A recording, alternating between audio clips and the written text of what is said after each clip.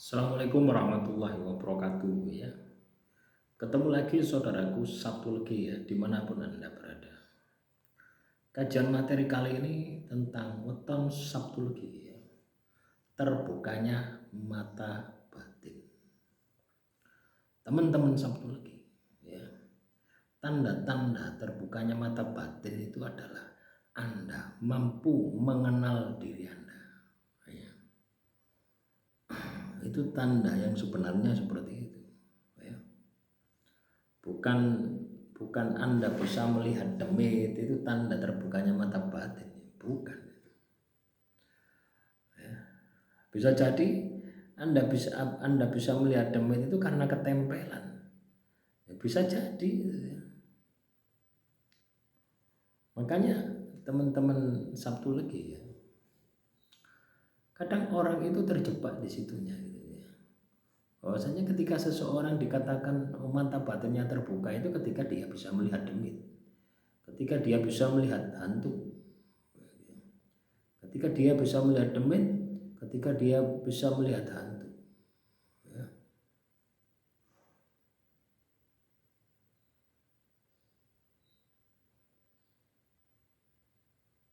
Ya. Jadi seperti itu. Jadi itu ya teman-teman Sabtu Legi. Jadi mata batin itu adalah kemampuan untuk bisa mengenal jati diri kita ya. Untuk apa kita ini melangkah gitu. Apa yang harus kita lakukan ya. Yang mana langkah strategis yang Anda lakukan itu selalu ada kaitannya dengan Tuhan, selalu kaitannya ada hubungannya dengan Tuhan. Jadi seperti itu ya. Kalau Anda bisa melakukan itu, maka mata batin Anda ini sudah pasti terbuka ya. Jadi terbukanya mata batin itu seperti itu. Kadang kita tidak berpikir ke sana gitu ya. Mata batin itu ketika kita bisa melihat demit, ketika kita bisa melihat jin, kuntilanak, wewe gombel, pocongan dan sebagainya. Padahal ketika di dalam diri Anda ketempatan makhluk halus, itu pun Anda juga bisa melihat gitu. Artinya belum tentu itu juga itu berasal dari mata batin Anda. Bisa jadi itu adalah ilusi ya. Nah, akibat di dalam tubuh Anda ada makhluk halus ya. Banyak hal-hal itu yang terjadi. Orang kalau mata batinnya itu sudah terbuka, maka dia itu ya melangkah di dalam kehidupannya ini, dia itu akan lebih hati-hati, dia akan lebih sabar, dia akan lebih waspada. Karena apa? Jangkauannya itu sesuatu yang belum terjadi gitu, yang dia jalani gitu. Paham Anda? Ya, misalkan ya 1 tahun yang akan datang, saya ini mau punya bisnis apa itu kalau mata batin terbuka itu sudah kelihatan. Sehingga langkah yang Anda lakukan, strategis yang Anda lakukan ketika Anda melangkah itu benar-benar terarah. Benar-benar terarah untuk mewujudkan apa yang menjadi cita-cita, apa yang menjadi tujuan hidup Anda. Jadi seperti itu. Itu mata batin itu seperti itu.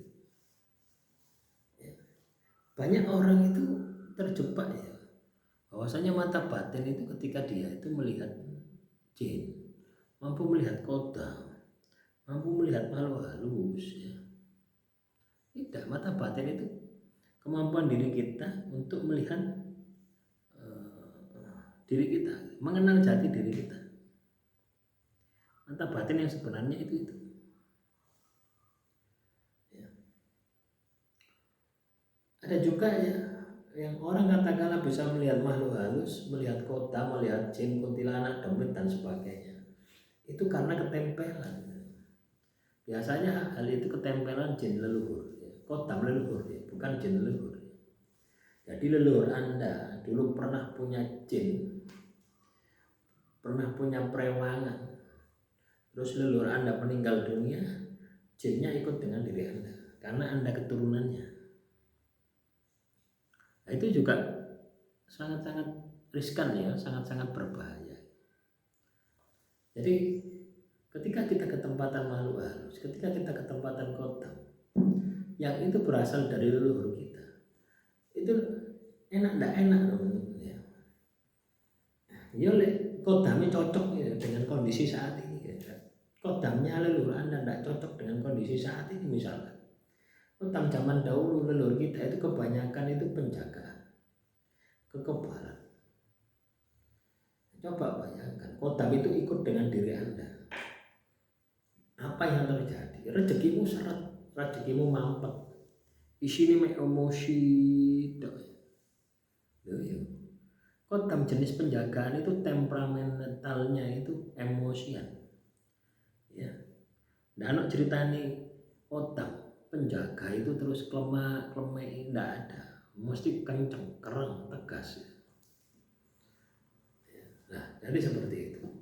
Jadi mata batin itu adalah kemampuan diri kita untuk mengenal jati diri kita, kemampuan diri kita untuk membaca batin kita, kemampuan kita untuk melihat semua yang ada di alam semesta menggunakan batin kita. Itulah mata batin. Ya. Jadi kunci terbukanya mata batin itu adalah kemampuan Anda memisahkan antara dimensi pikiran dan dimensi batin. Mana itu dimensi pikiran, mana itu dimensi batin. Anda bisa memisahkan ini, maka mata batin Anda terbuka. Kalau Anda menggunakan dimensi pikiran, itu terbatas ya, logika Anda terbatas pengetahuan Anda. Tapi kalau Anda menggunakan dimensi batin, itu tidak terbatas. Nah, itulah bedanya dimensi batin dan dimensi pikiran.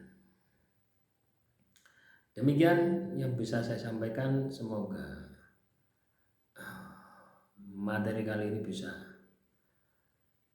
bermanfaat. Kurang lebihnya saya mohon maaf. Wassalamualaikum warahmatullahi wabarakatuh. Salam Rahayu, Rahayu, Rahayu.